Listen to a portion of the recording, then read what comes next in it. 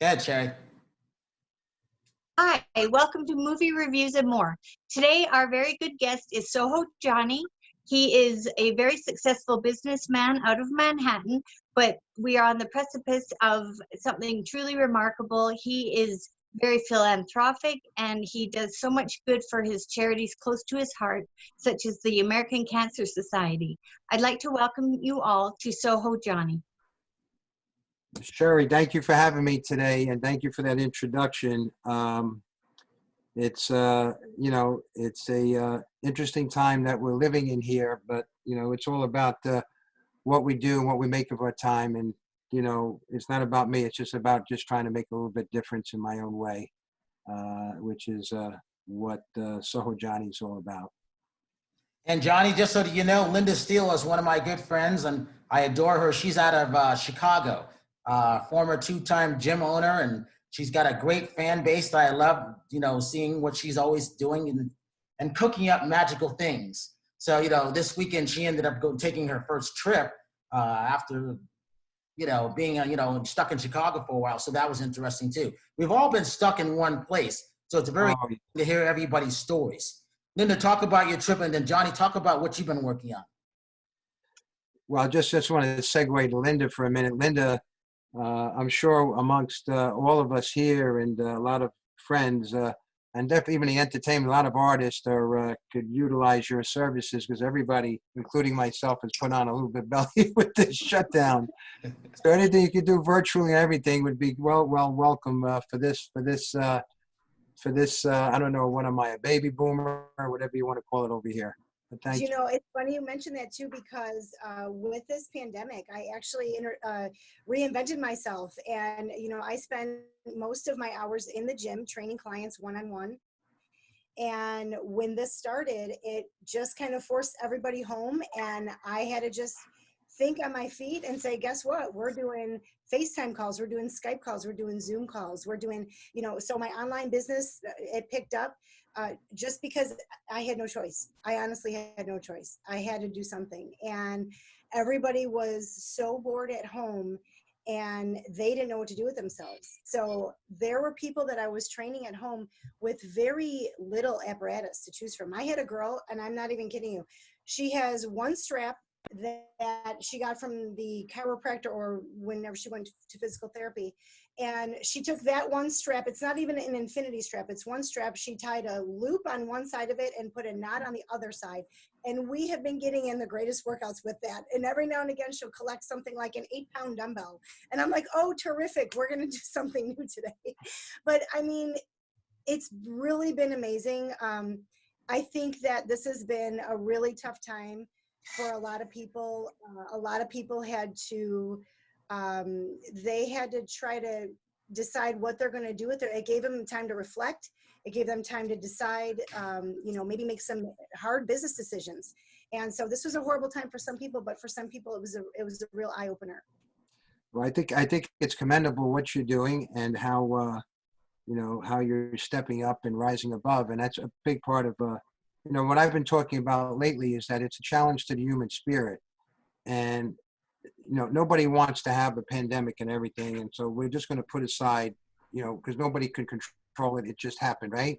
Mm-hmm. But you always look to rise above. It's a challenge of the human spirit for us to rise above and try to make the best of things and try to look for the light, right? And yes. I think it's important for all of us, because at the end of the day, we're all role models to each other. You what you do, and Brian, you're keeping the line on for everybody just by having these shows. Kudos to you for doing that. It's very, very important that we rise above and continue to stride and to inspire other people, because listen, there's a lot out there. There's a lot of and this, at the end of the day, when it comes to anything that we go through, and understand it's not supposed to be paradise here on earth, right? We're supposed to, that's part of life, is that we deal with difficult times, is that you find that will within inside you to go on, and it's so important too for outreach. One of the things I say to tie into what you're saying, Linda, is social distancing does not equate to social isolation. As a matter of fact, it's the opposite. This is the mandate that we have for everybody, for outreach and connecting. in 100 years ago, when there was the last pandemic, I guess many of you know, it was called the Spanish flu, about 1918. It lasted for about 4 years. And of course, we didn't have the medical technology that we have today. I don't know, it's a ridiculous number of millions of people died from that. But, they didn't have the ability to contact somebody across the world in a few minutes, okay, with an email.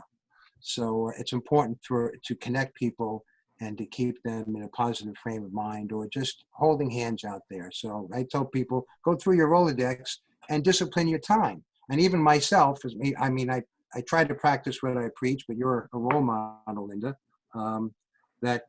even though a lot of us are home, have been working from home, to structure your time as if you're just still going to the job.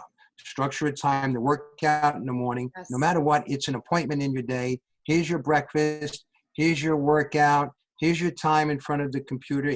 Here's your family time, whatever you do. Structure is so important from when we're children to when we're adult, and it's just a matter of adjusting to a new normal, or at least with temporary normal, if we will.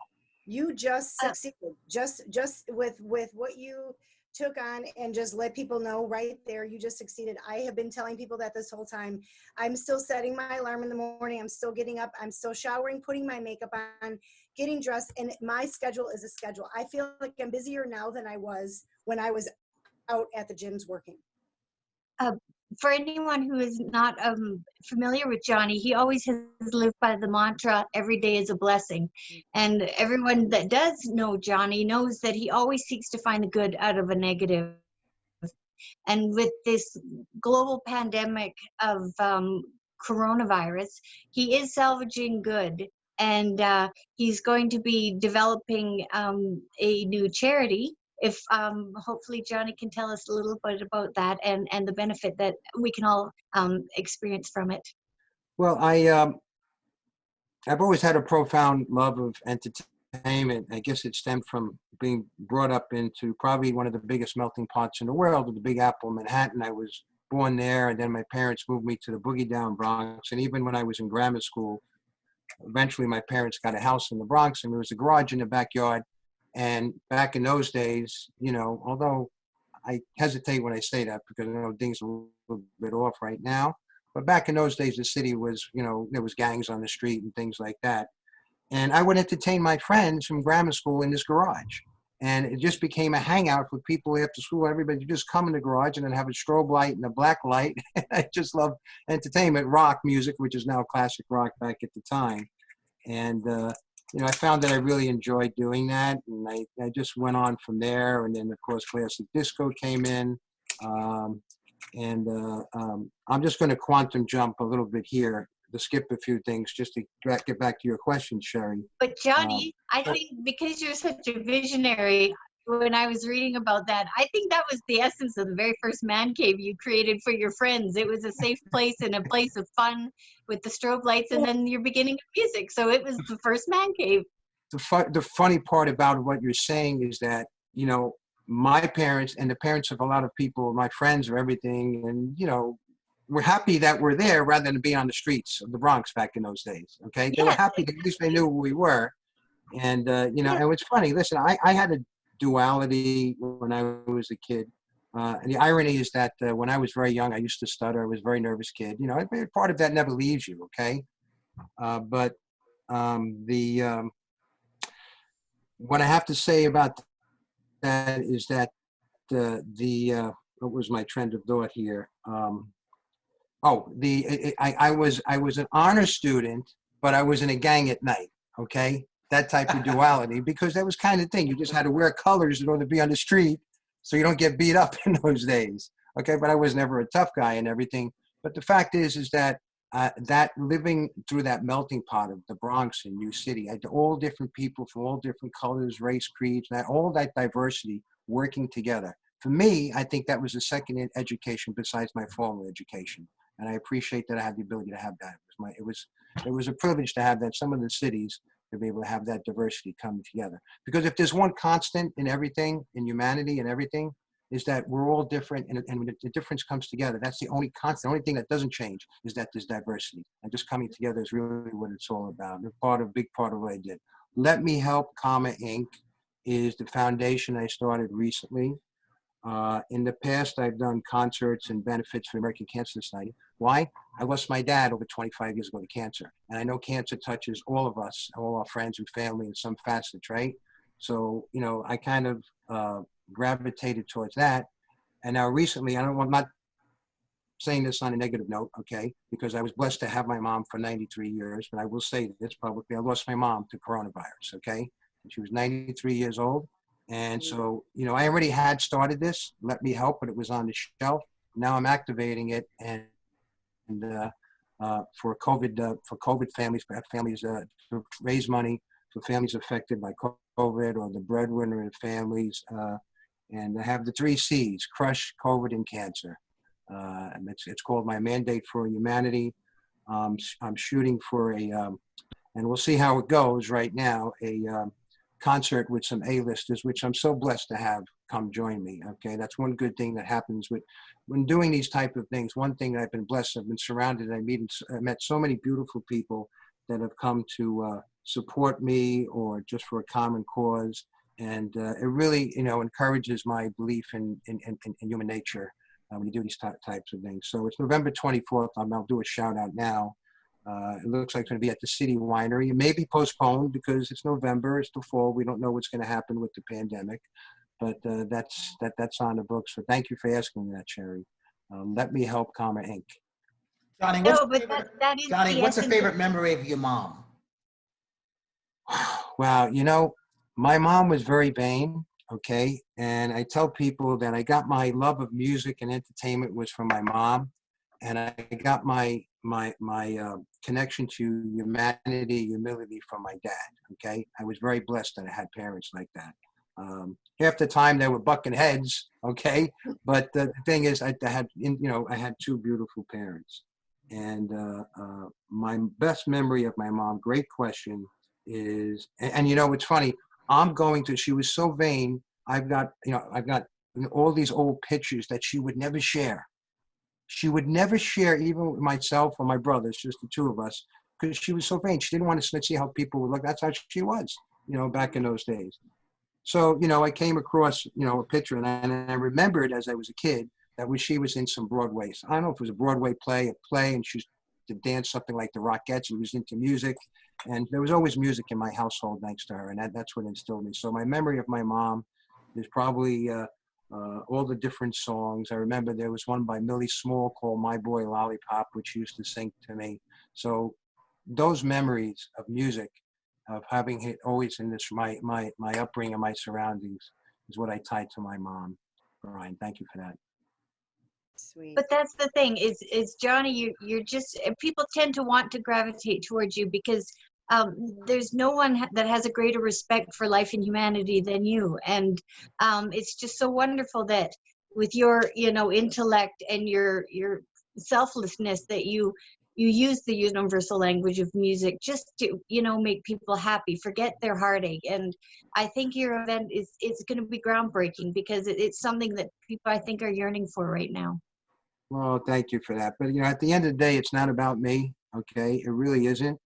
And I think, you know, when it comes to artists or performers out there, you know, there's an inner passion that takes over them. And especially, you know, for me to tie it with my love of music, and to tie it with something that's really a feel-good thing to try to help other people. Because at the end of the day, there's always somebody less fortunate than us, okay? You know, there's always somebody worse off. And it's important that we always remember to think about that. If we can, if everyone that's listening to this now or listens to this show, just try to say, listen, tomorrow morning, why don't I just wake up and know that, you know, like you said, every day is a blessing and a gift. But there's somebody, I'm not making light of people's problems. I mean, just people suffering, and there's, you know, we know that's part of life. That is what defines life. But there usually is always somebody a little bit worse off. You need to count your blessings and start off your day that way. If everyone could just start off their day tomorrow that's listening to this, and just start a little ripple. And if that one ripple, 2 people to 3 people, the ripple turns into a tidal wave of just goodwill. Put a smile on someone's face when you walk out the door, and just say hello to an elderly lady sitting on the corner.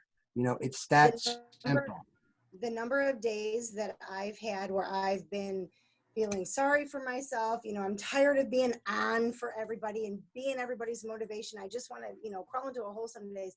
It's always those days that I have somebody come to me, whether it be a client, a family member, a friend, with a horrible situation that they're in. And I'm like, it's always days like that where I'm able to put my problems into perspective.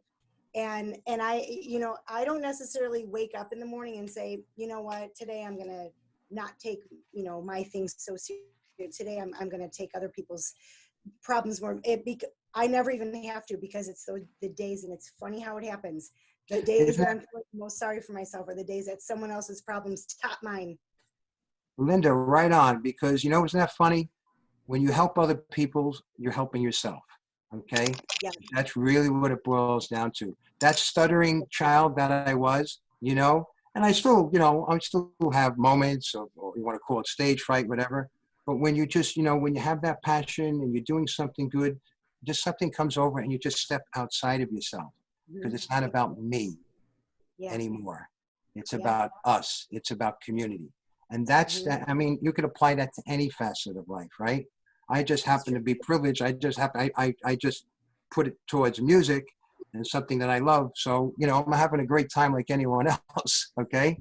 But at least we're doing something good. And we're just taking people out of their lives for a few minutes, whatever's going on, and just giving them a little time to smile, have laugh, have a great show. My last one last year, I got a lot of notoriety from. It was a classic disco show that I think Sherry, you know about you, and I had so many people come to support me. Those of you that know classic disco, Denny Terrio, I had the privilege of him co-hosting it with me. With you remember Dance Fever, okay? And he taught John Travolta how to dance. Oh my God! So I had Denny Terrio. I had Tavares, okay? These are disco bands, some great disco, great artists, and Heat Wave, Fonda Ray, Sharon Brown, Double Exposure, Instant Funk, Arnell Carmichael, Radio, Planet Patrol, Harold Melvin's Blue Notes, and I had Monty Rock III. Now he was the DJ in the movie Saturday Night Fever. Oh my and God. Do you remember? Yeah, I'm surprised. I think I'm dating myself, but I guess music resonates to all different age categories, right? Because everyone here is so young. God bless everybody. I'm probably dating myself. But something, he did that. He did that song, Discotheques and His Sexual X. My chiffon is what my wig, and I love him. We speak all the time. He's kind of like a mentor. I call him my Mr. Magnificent. I love you, Monty. And Constantine Morales, who, even though he's not of that genre of music, he was on Rock of Ages, and Leroy Gomez, Santa Esmeralda, Don't Let Me Be Misunderstood. So, I did like an all-day type of thing, and I raised money for the Cancer Society. I had a couple of tribute artists to George Michael and Donna Summer that were great there. And it just, here I am like a little boy having a great time. And what puts wind in my sails is that you get so much love from doing these type of things. Okay. And it just kind of grew organically since I came from the Bronx. And I'm doing some acting now, doing some recording my own music that's going to be released probably right before the concert coming out. A lot of exciting things. Johnny, what type of music are you doing? Are you doing disco music as well, or are you doing classic rock? Well, I'm doing a tribute song. I'm not going to announce it yet, okay? Because a lot of people get upset with me because we're going to have an announcement. But I'll give you a hint. It comes from the late 1960s. It's going to be a redo of a song from the 1960s. Oh, that'll be good. And it's a beautiful song. It's kind of like a wedding song, that type of thing. And listen, at the end of the day, you just how can I try to articulate this for everybody? It just feels so good to be able to do that and just to give a shot. You just want to connect with people, and if it's something that just comes like it's just from a feeling of love or emotion, because at the end of the day, what is music to all of us? I call it the music is the tie that binds. Music is a time warp for many of us. I could hear a song and it will bring me back to my first crush in grammar school. Yes. Am I right or wrong? Yes. For that one moment, you feel like you're ageless like you're 12 years old again, Yes. or whatever it is, right? Isn't that the beauty of music? It takes you back to that feeling. It may be a high feeling, a low feeling. It could be sadness, whatever, Mhm. but that's the experience of life, okay? And I would rather to have that feeling. People say I'm empathetic, okay? Like I wear my heart on my sleeve. It's probably true, but I'd rather be that way than to be too, you know, I don't want to say introverted, whatever, because at the end of the day, we're all social creatures. And it's that connectivity that we need to get by a pandemic, to get by trying times. This is when you're seeing it, many people rising above, doing beautiful things, outreach, just as like everybody on the show is. And I thank all of you for everybody with you, because all three of you are role models to someone like me, okay? It's all, you know, we're kind of all in it together. So thank Hey, you. Johnny, you know, I was a disc jockey when they were doing all of that Saturday Night Fever, the Bee Gees, which was got one of the best documentaries I've Wow. ever seen. I was roller skating at that point, if you can imagine that. So I was that guy in I Connecticut remember. doing splits with everybody who was white. All my friends would go roller skating. And then I get behind the disc jockey booth. Yes, Linda, I did all that stuff. And I could still skate backwards in a split. God bless. Do it. But, you I know, remember all I the was, roller rinks back then. oh, see, I would love that. So what I've been listening to, I listen to every day is I listen to Sister Sledge, Lost in Music. You remember that song? And I listen to Chic, Rebels Are We, because those are the songs with that heavy bass that I really like. Talk about who you Oh, I listening love. to days. I What had was the first band that you booked? the first band that I booked. Oh boy. Well, you're funny that you said Sister Sledge, because Kim Sledge, came to join me, support me at my cancer. I had a small cancer fundraiser. I had called up my Rockin' Soiree for last Christmas, Hanukkah season. I threw a small show in the West Greenwich Village in Manhattan, and she came with her lovely daughter, who also was singing. And, you know, I love that. You know, the apple doesn't fall far from the tree. So shout out to Kim Sledge out there. Sister Sledge. Oh, I love you. Sister Sledge. I love that music too, Brian. First band, my God. You know, it kind of started out with just like mostly tribute, you know, tributes like Michael Jackson tribute. And a lot of times it was family reunions. So I kind of inched my way up, okay?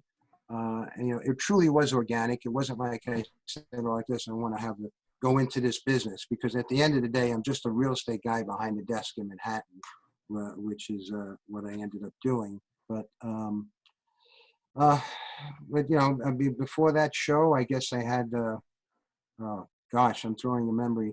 Let's see, 2018, 2017. Yeah, Michael Jackson tribute artist.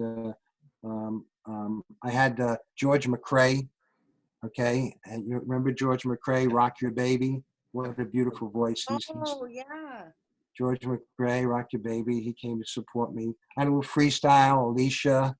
Okay, Carol Williams Carol Douglas is a friend of mine. Carol Williams is a friend as well.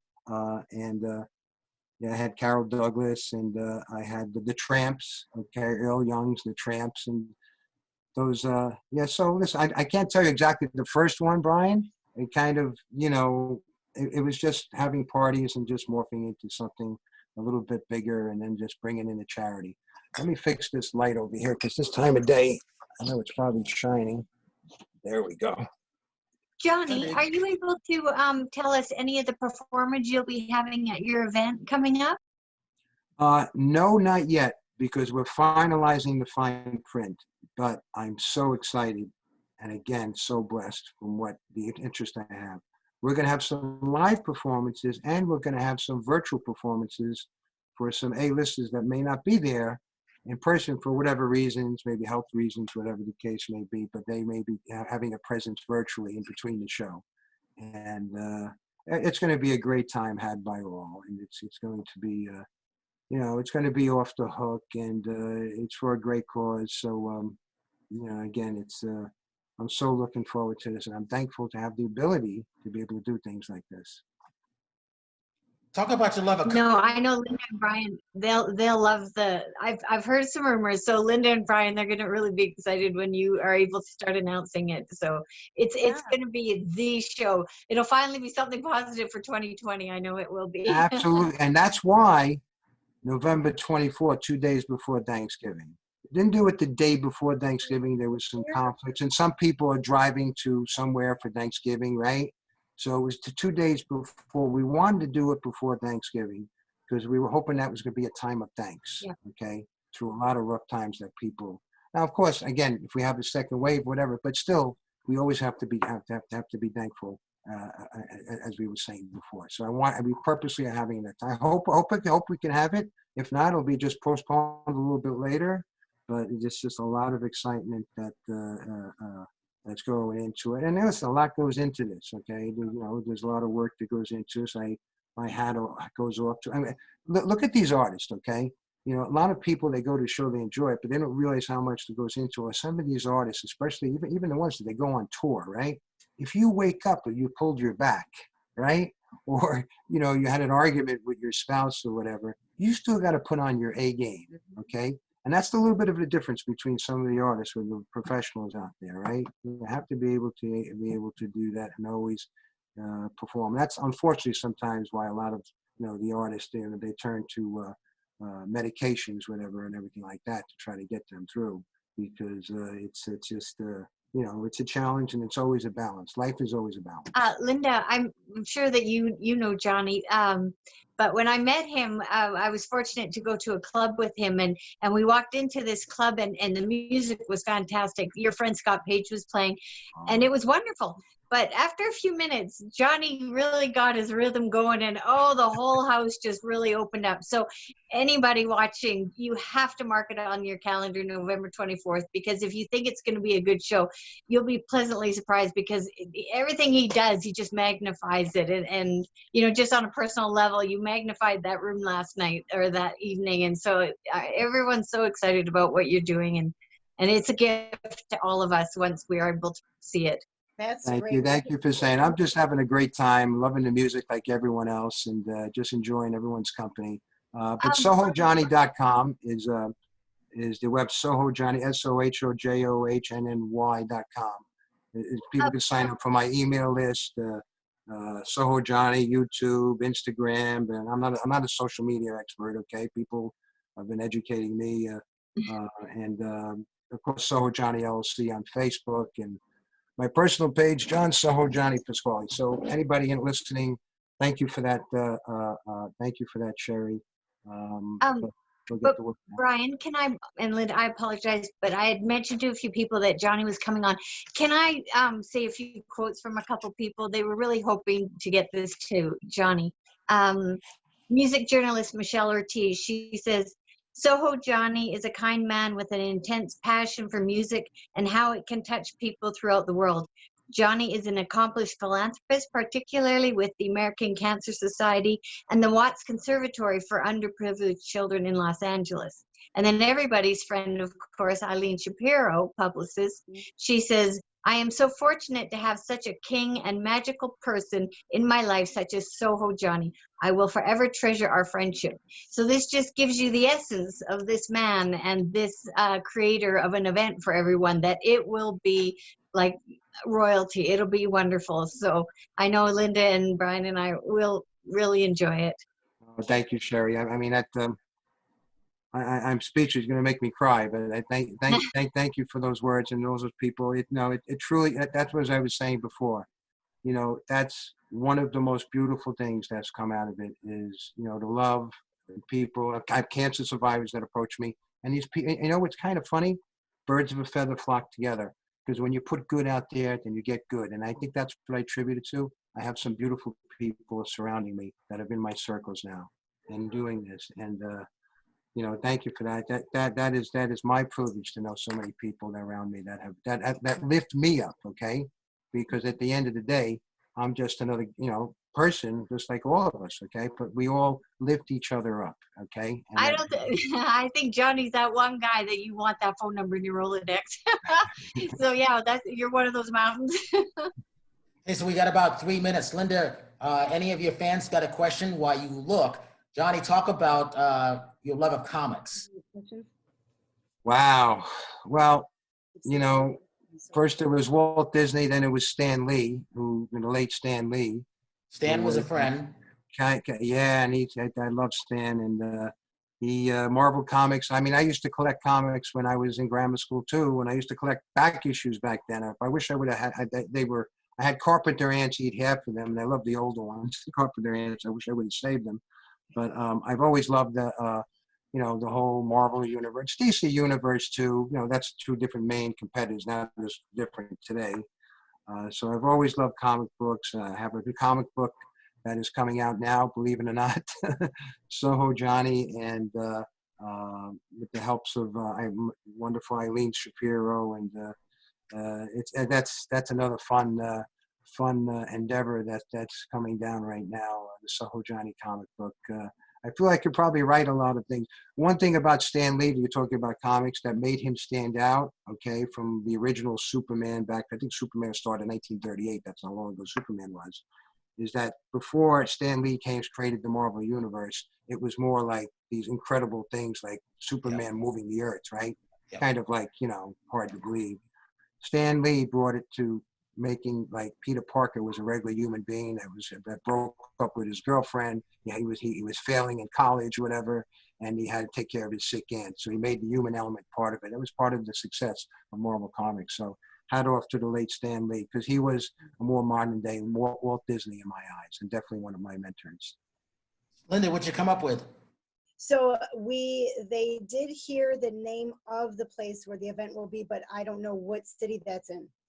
Oh, I'm sorry. City Winery in New York City, in the Big Apple. Okay, great. In the Google building. I think it's on 11th Avenue. I know the address exactly, but it's a fairly new, and it's retrofitted, beautiful view of the Hudson River, and we feel it's a great place. It's not going to be a big event, okay? We're not going to have Will somebody be live, like on YouTube or on your Twitter or something? Oh yeah, we're figuring all that out for distribution, whatever. Absolutely, right. We'll be working out those parameters. Okay, but we're at the end of the day, we are raising money for a worthy cause here, and I hope we can make a little bit of a difference. At least I can make a little bit of difference. Great. And with that, Sherry, give your social media links, please. Facebook, Sherry Nelson. Instagram, Twitter, XOXO, Sherry XO. And Johnny, one more time, all your formats. SoHoJohnny.com for the email list. My personal email, I don't mind giving out, John@SoHoJohnny.com. SoHoJohnny LLC on Facebook, Instagram, SoHoJohnny, and YouTube, SoHoJohnny. And Linda, your formats, please. Instagram is Linda Steele FitBod. Twitter is Linda Steele Hot1, the number 1. And Facebook is Linda Steele Public Figure. And my website is lindasteelehotbod.com. So for Sherry Nelson, SoHoJohnny, thank you so much for coming on. And obviously Linda Steele out of Chicago. I'm Brian Sebastian, Movie Reviews and More, the Women's Broadcast TV Network, WomenOnTV.tv, and iTube 247 out of Tennessee. And if you see someone out of Smile, please give them one of yours, because the world needs it.